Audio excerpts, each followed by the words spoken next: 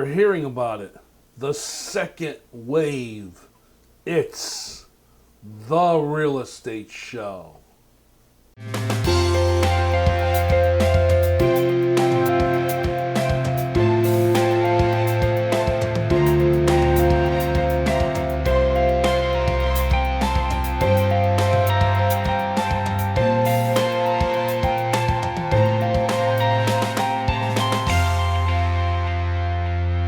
Welcome to the Real Estate Show. My name is Rick Naples, the owner-broker of Zone Realty LLC. You zone your home. The second wave. What is it? Well, I don't know about you folks, but as far as I'm concerned, I'm exhausted. I'm pretty much tired of the coronavirus and how it's affected the real estate market and just life in general. You know, I filmed the real estate show usually about 2 weeks or so ahead of when the actual episode is going to appear on the air here on Nutmeg television. And I usually have tried to do the show in such a way where when it does come on the air, what I'm talking about is obviously current. Right now, we've all been experiencing going through all the different things that we have to do to try to protect ourselves against this terrible virus that's out there that spreads from person to person. And all these different rules that have been put into effect are trying to slow it down.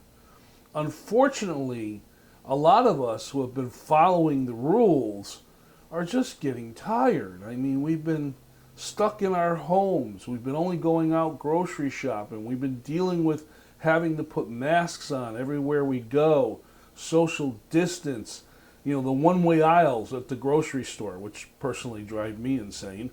And we're just getting tired of it. It's the summer. We want to get outside. We want to go to the beach. We want to go to the park. We want to kind of get back to life. But the numbers keep increasing. Let's take a look at this presentation that I put together, which kind of goes over what the protocols are. Corona protocol. Let's take a look.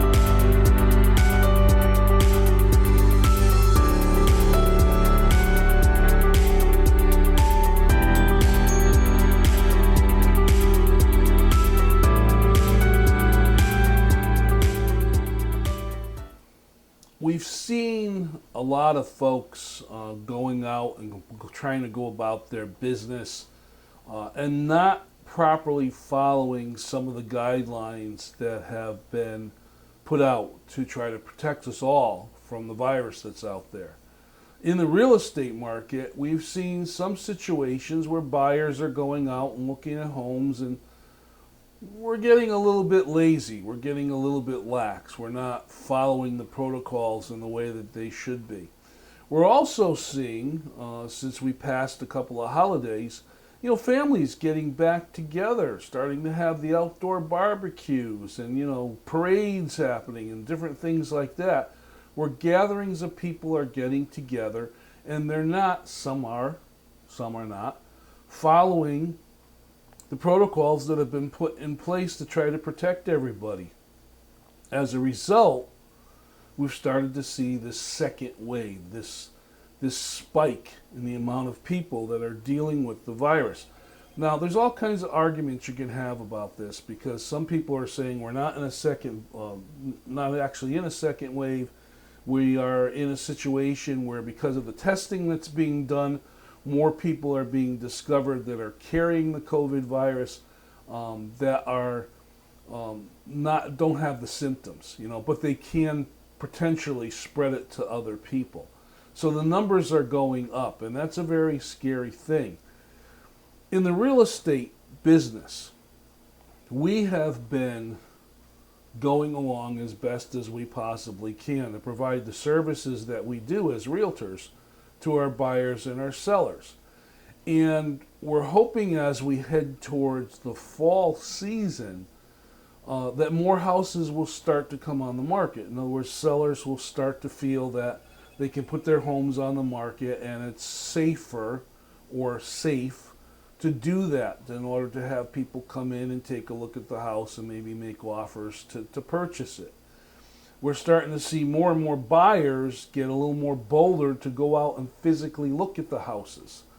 So we're looking for the coming fall season to be what the normal spring season in real estate would be. A lot of activity going out there. But we have to keep in mind that this virus thing has been sticking around a long time, and it doesn't seem to want to just quickly go away. Now, as I said, I filmed the real estate show ahead of time. I'm filming again from my home. We're still not back into the studio.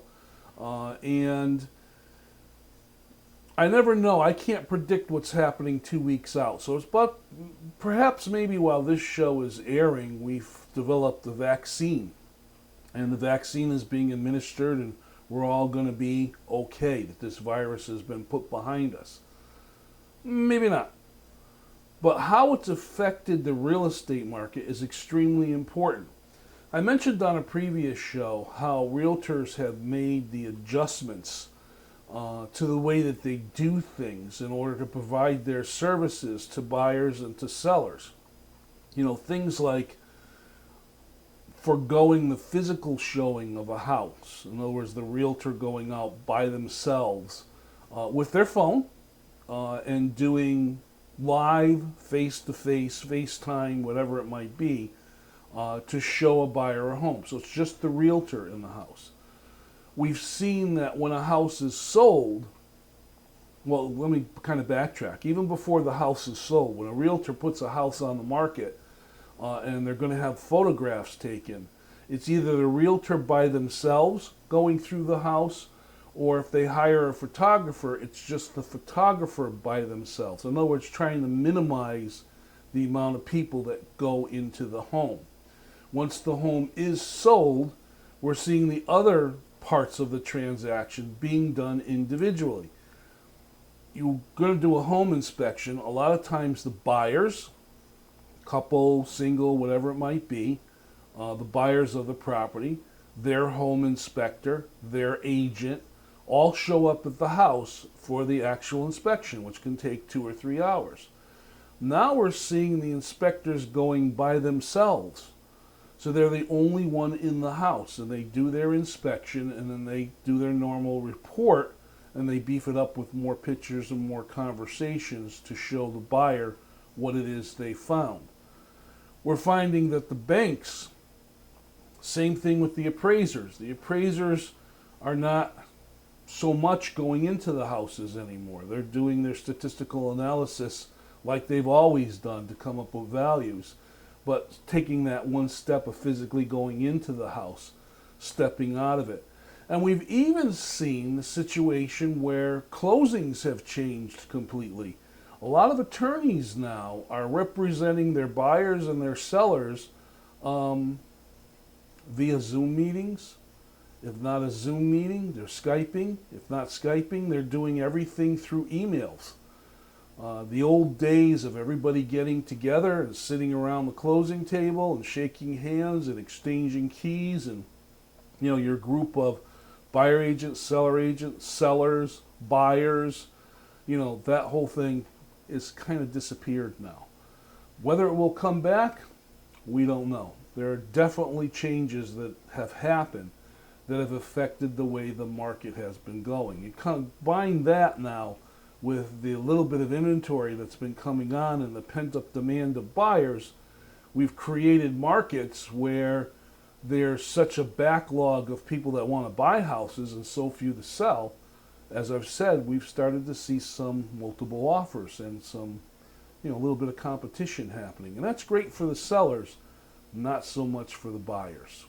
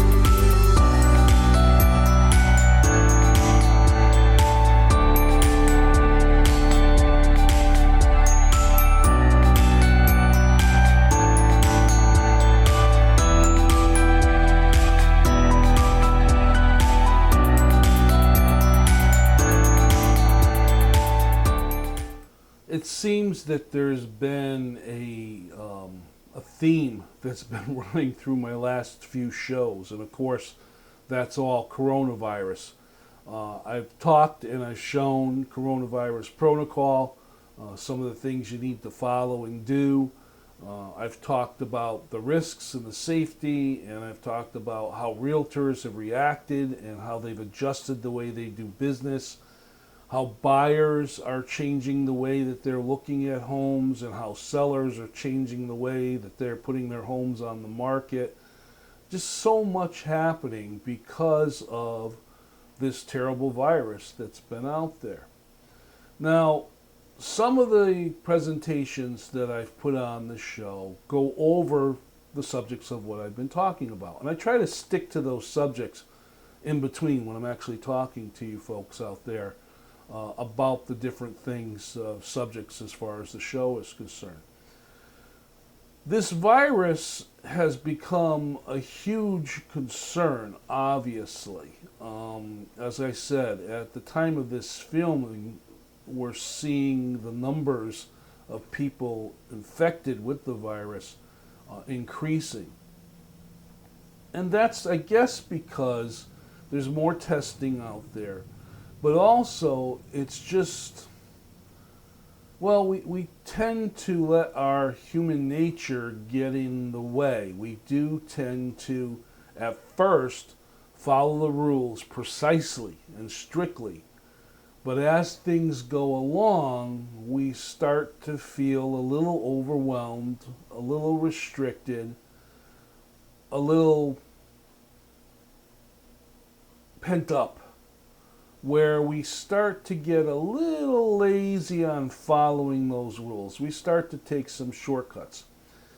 I was in a grocery store the other day, and this is a particular store where the aisles are marked one way. Now, That's done, of course, to try and minimize the amount of contact between shoppers. You know, instead of people going up and down aisles helter-skelter, they want them to go in one direction. And I had a individual that was going up the aisle the opposite way of the way the arrows were pointing. And it was almost like if somebody accidentally pulls the wrong way into a one-way lane, you're the only one, and all of a sudden you see all these cars coming straight at you. That's kind of the reaction that this individual had when he realized that he was going the wrong way. And by the way, folks, it wasn't me, just in case you're thinking. But the bottom line was he realized that he was going the wrong way, so he quickly turned around and went the other way. When a store has these one-way aisles, however, and the aisles are wider, you are seeing people kind of doing their shopping the normal way they do it and not really following the lines. The social distancing is another thing that I'm seeing getting kind of loose. Especially when you go to the store. It was recommended that you stay at least 6 feet, preferably 10 feet, apart from the next person. And I'm seeing people, within 2 feet of each other. I was driving down the street the other day and I noticed groups of people gathering together and talking to each other and having conversations and all standing, pretty close together. A couple were wearing masks, most were not wearing masks.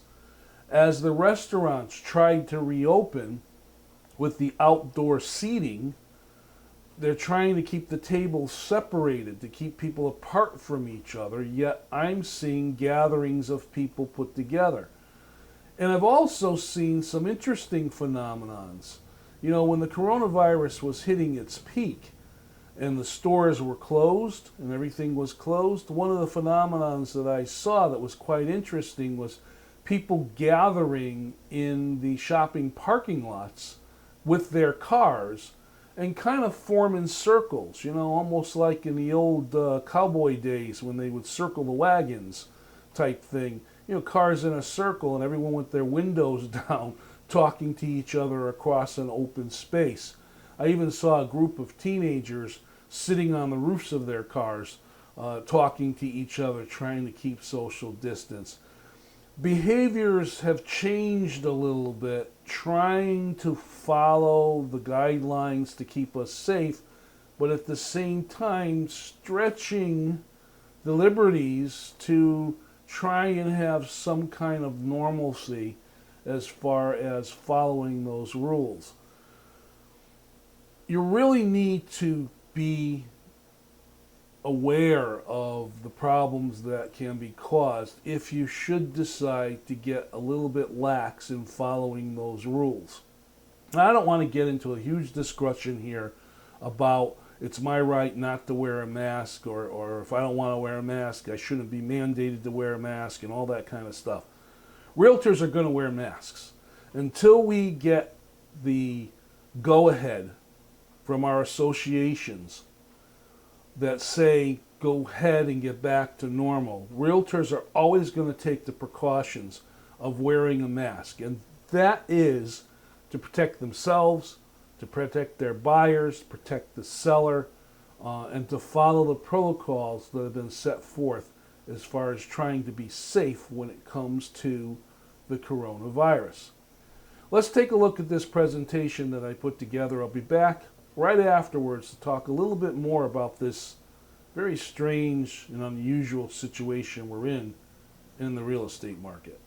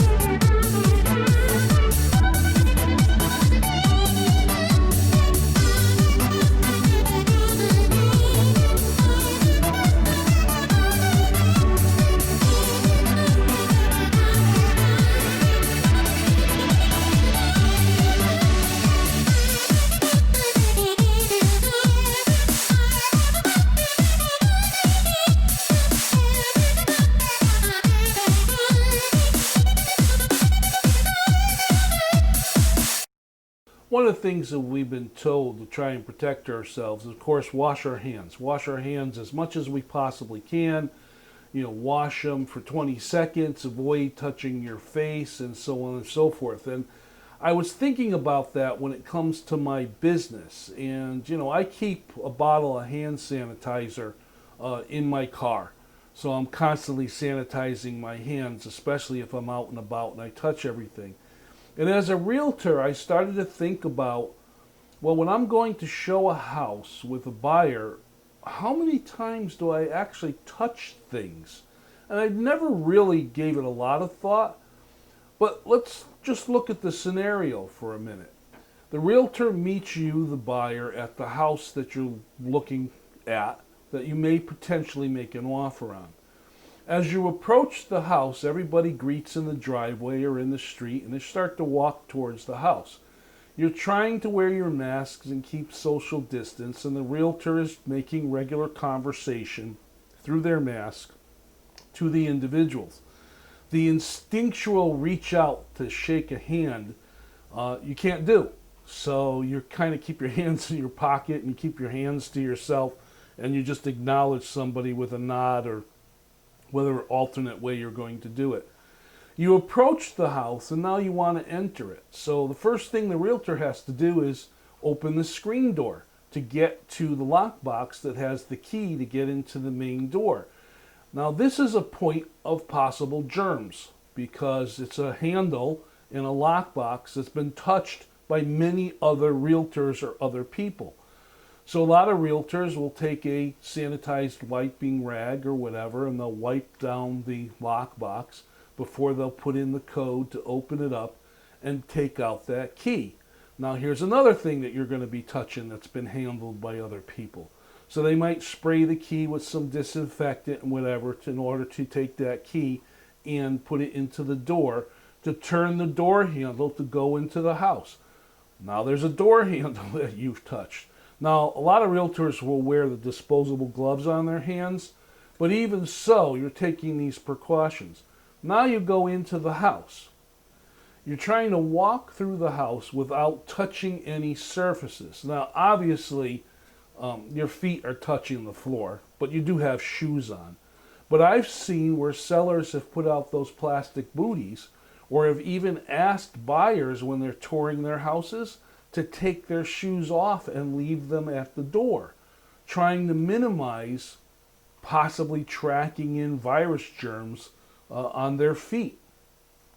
Now, as you go through the house, it's just normal for the buyer to want to look in a closet to see what kind of storage space there's in there. You need to open the basement door to go down in the basement. If a bedroom door is shut, you might want to open that. Sometimes, whether it's daytime or not, you're going to turn on a light switch so you can see what the lights look like in the house. All of these surfaces you let your realtor handle touching so that they can disinfect them when you're getting ready to leave. The advice to the seller is to keep things open that a buyer might want to look at. So I'm going into houses with my buyers and I'm seeing closet doors open. I'm seeing cabinets left open. I'm seeing lights throughout the whole house. It's in the middle of the day and it's bright sunlight outside, yet every single light throughout the whole house is on. Again, trying to minimize what the realtor or what the buyer might touch when they're in the house. Now, once you've gone through the house, it's time to exit. So again, you have things that you have to touch. If the lights have all been put on in the house and doors have all been left open within the house and so on and so forth, the realtor leaves that all alone because the seller can close that when they get back home and shut off the lights. If there's a situation where a realtor does turn on a light, when they shut it off, they'll wipe down the switch. When they exit the house, they follow the exact procedure they did when they went in the house. So you got to basically go through and close the door, take the key, put it in the lockbox, and secure up the lockbox. And again, wipe everything down, including that key when they put it in, to make sure everything's all disinfected as a courtesy for the next person that comes to show the house. So it's kind of a little extra work, but it's work we gladly do because we're trying to keep everyone safe. We're trying to follow those protocols. And we're hoping that this virus gets under control and we do finally get back to something that is kind of normal. My name is Rick Naples, and this has been The Real Estate Show. I thank you very much for watching, and as always, everyone, please stay safe. We'll see you next time.